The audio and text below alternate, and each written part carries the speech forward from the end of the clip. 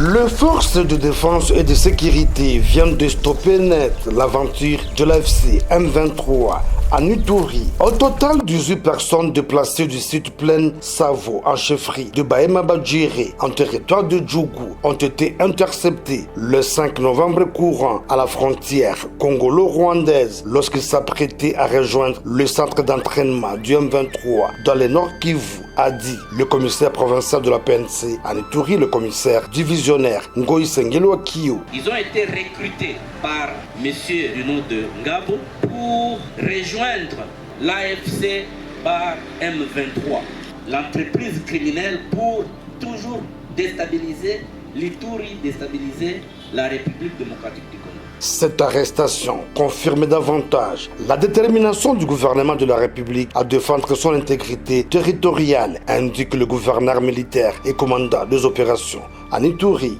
Peuple iturien, je fais appel à vous. L'heure est grave, qu'on ne vous trompe pas. Et la preuve, c'est ça. Dénoncer ces criminels qui veulent détruire ce que nous avons construit ensemble. Nonobstant ceux-là qui sont en train de défendre. Par ailleurs, le lieutenant général Boyanka Chomadjoun sollicite l'implication de la Cour pénale internationale de poursuivre les auteurs de ces recrutements. Ceux qui ont fui là-bas, nous demandons que la CPI s'occupe d'eux. Parce qu'ils vont dans les sites de déplacés, chez les vulnérables. Ça, c'est un acte criminel. C'est un crime contre l'humanité. Rappelons que le 19 septembre 2024, plusieurs armes et munitions de guerre appartenant à la milice Zahir à lieu du M23 ont été découvertes par les forces armées dans une cache d'armes à Nyangi, à côté du site des déplacés de Nyamusasi à Tchoumia, en chefferie de Bahema Banyuagi. Affaires coutumières, vous avez un grand portefeuille et vous figurez parmi les membres des organes de cette plénière de la 11e session de la conférence des gouverneurs. Le garant de la nation a parlé, qui est le président de plénière. Votre réaction à chaud par rapport au discours d'orientation du chef de l'État? Le discours d'orientation du président de la République était fort et concis et je crois qu'il a rencontré les préoccupations, un bon nombre de préoccupations des gouverneurs de province qu'ils ont exprimées au cours de leurs interventions. Ici, nous sommes dans un cadre constitutionnel qui permet à ce que le gouvernement central et les gestionnaires de province puissent avoir un cadre d'échange sur les politiques de gouvernance et les initiatives aussi législatives par rapport à la gouvernance. Le président de la République a choisi un terme assez particulier sur la gouvernance, la cohérence de nos communautés, parce que beaucoup de causes d'instabilité viennent effectivement au niveau de nos différentes communautés gérées à travers les pouvoirs coutumiers. Mais il est important aussi de rappeler à chaque fois qu'on en a la possibilité, les gestionnaires de la chose publique à une gouvernance utile, transparente au bénéfice de nos populations. Donc, après l'ouverture ici que nous venons de vivre tous ensemble, nous allons d'abord passer à l'étape des états des lieux. Chaque gouverneur de province va nous permettre d'avoir l'état des lieux de sa province et par la suite, il y aura des interventions des experts choisis par l'organisation de cette activité qui vont exposer sur des thèmes que nous avons jugés essentiels en termes de remise à niveau et aussi d'instruction pour nous tous, pour surtout les gestionnaires des provinces et des entités. Et par la suite, on va aller en atelier pour sortir des nouvelles résolutions qui vont nous permettre, tous ensemble, pouvoir central et gestionnaires des provinces, d'aller vers une dynamique nouvelle. Excellence, mais vous avez associé Jules Alingueté, le chef des services de l'IGF. Il est dans l'un des panels. Qu'est-ce que vous avez constaté? Un problème de gouvernance? La gouvernance, on l'améliore à chaque fois qu'on en a l'occasion.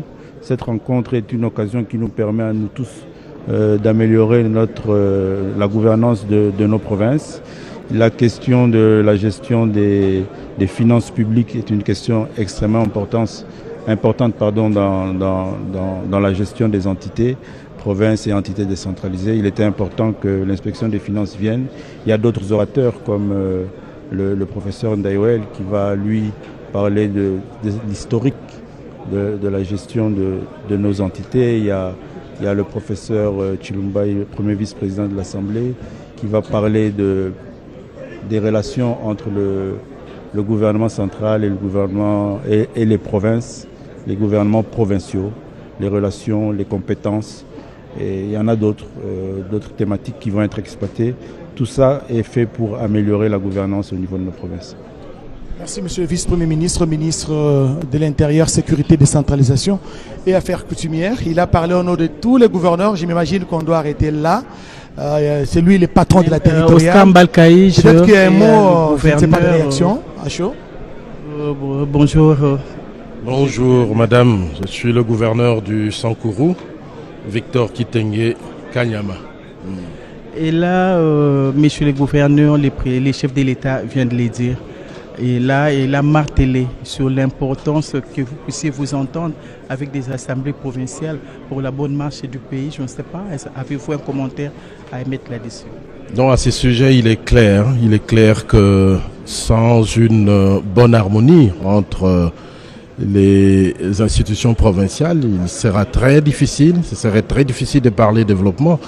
On a vu en ce qui concerne le Sankourou par exemple, à cause de cette instabilité, toute la législature, la mandature de la fois passée est passée dans le vide parce que pendant 3 ans, le premier gouverneur n'a pas pu former son gouvernement et le deuxième est passé également. Donc vous voyez, on a perdu comme ça 5 années entières sans avoir fait grand-chose, tout simplement parce qu'il y a eu une incompréhension, des harmonies entre les 2 premières institutions provinciales.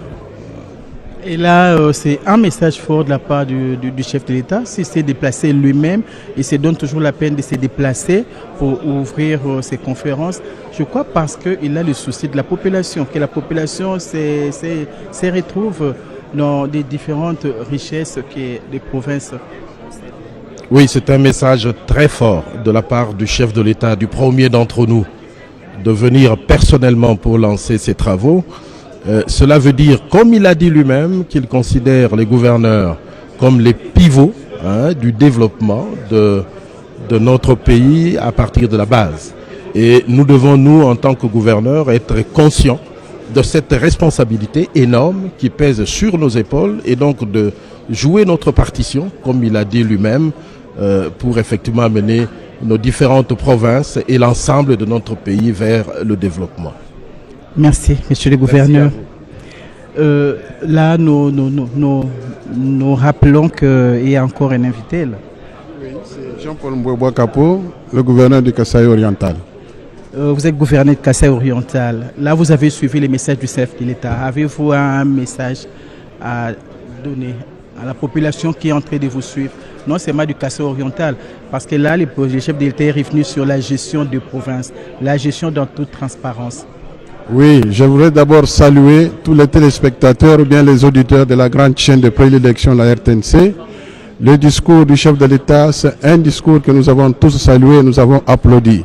Il a vraiment axé son discours sur la bonne gouvernance dans tous les secteurs de la vie publique. Il a aussi responsabilisé tous les gouverneurs à pouvoir jouer leur rôle dans le cadre du développement de leurs entités respectives. Donc c'est une grande responsabilité qu'il a donnée à tous les gouverneurs et nous sommes conscients de pouvoir exercer cette fonction en suivant de plus près son discours. Merci, monsieur le gouverneur. Et merci, chers téléspectateurs, de l'attention que vous avez accordée à ces directs sur la radio, télévision nationale congolaise. Et là, on nous présente l'Assemblée provinciale du Congo central. Oui, évidemment, nous sommes très heureux d'être associés à cette conférence de gouverneurs. Vous savez, dans le discours du chef de l'État, il a évoqué l'instabilité de nos provinces. Et aujourd'hui, le fait que nous soyons associés, ça nous a donné que nous puissions amener la cohésion dans nos différentes provinces et que les instructions du chef de l'État soient suivies afin d'éviter ce qui a plusieurs fois amené les sous-développements de notre province. Et donc nous pouvons dire que merci et que si jamais la 12e session pouvait intervenir, nous sollicitons, comme le chef de l'État l'a fait, les gouverneurs comme les présidents des assemblées provinciales soient associés afin de cimenter la cohésion qui pouvait caractériser nos différentes provinces. Mais le problème, ce n'est pas seulement au niveau du gouvernement central, le problème, c'est aussi au niveau des gouvernements des provinces pour la mise en œuvre de tout ce que vous avez comme résolution. Parce qu'il y a des résolutions qui touchent directement au gouvernement central et il y en a d'autres que vous devez exécuter au niveau de la province. Là aussi, il y a un problème parce que la plupart des résolutions, c'est resté lettre morte. Oui, vous aviez raison. Évidemment, depuis un certain moment, lorsque les gouverneurs participaient seuls, nous ne savions pas ce qui se disait dans les conférences des gouverneurs. À ce jour, comme nous participons avec le gouverneur, nous croyons que nous allons créer un cadre de concertation permanent qui va permettre à ce que nous puissions échanger entre les gouvernements provinciaux et les assemblées provinciales, afin de mettre en œuvre les instructions, sinon les recommandations des différentes conférences des gouverneurs qui sont, n'est-ce pas, portées à la connaissance des participants. Et là, nous venons de recevoir le président de l'Assemblée provinciale du Congo central. Et là, je crois nous sommes obligés de clôturer avec un mot. Un mot et la dernière personne qu'on peut avoir ici. Oui, ça va. Je suis le gouverneur du Sud Ubangi, l'ancien Grand Équateur. Nous venons de loin à l'occasion de cette 11e session de la conférence des gouverneurs, ici à Kalemi. Nous venons de suivre le discours du chef de l'État qui nous a exhortés, parce que cette session, c'est pour renforcer la gouvernance en vue de la cohésion communautaire. Donc nous croyons que le chef de l'État a martelé là-dessus. Il a voulu que les deux institutions qui animent la politique dans les provinces puissent travailler dans la cohésion. Parce qu'on ne peut pas faire la pêche dans une eau troublée. Donc il faut d'abord la cohésion, l'amour, et on doit se supporter entre les deux institutions. Nous voulons quitter ce régime de la négligence quant à la gestion de la chose publique et aussi cette affaire du régime des motions qui déstabilise les provinces. Nous quittons ces régimes-là pour travailler la main dans la main et demain, le Congo sera meilleur. Merci, merci monsieur le gouverneur. Et là, il y a les regards. Il y a un mot. Vous présentez. Je suis Boulindi Apollinaire, 2 fois ministre des Mines au Sud Kivu. J'ai accompagné le gouverneur Jean-Jacques Pouroussi. Je suis très content de cette conférence parce que le président a martelé sur le développement. Je n'ai jamais compris comment le Congo ne peut pas se développer, alors qu'ici où nous sommes la capitale mondiale de lithium. Au Gatanga, nous sommes capitale mondiale du cobalt. Au Sud Kivu, nous sommes capitale mondiale de l'or. Alors que c'est l'or aujourd'hui qui fait le monde. Avec la France qui cache son or, 2500 tonnes d'or à 50 mètres de profondeur. Les États-Unis cachent leur or en dessous de l'océan. Et moi, je ne comprends pas comment, et je me pose toujours la question comment le Congo ne se développe pas.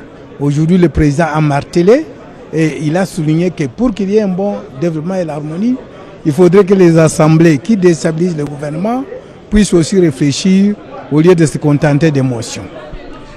Merci, merci à vous, chers téléspectateurs. Nous sommes obligés d'interrompre ces directs à partir de la province du Tanganyika à Kalemi, où le chef de l'État a ouvert la 11e session de conférence des gouverneurs des provinces de la République démocratique du Congo.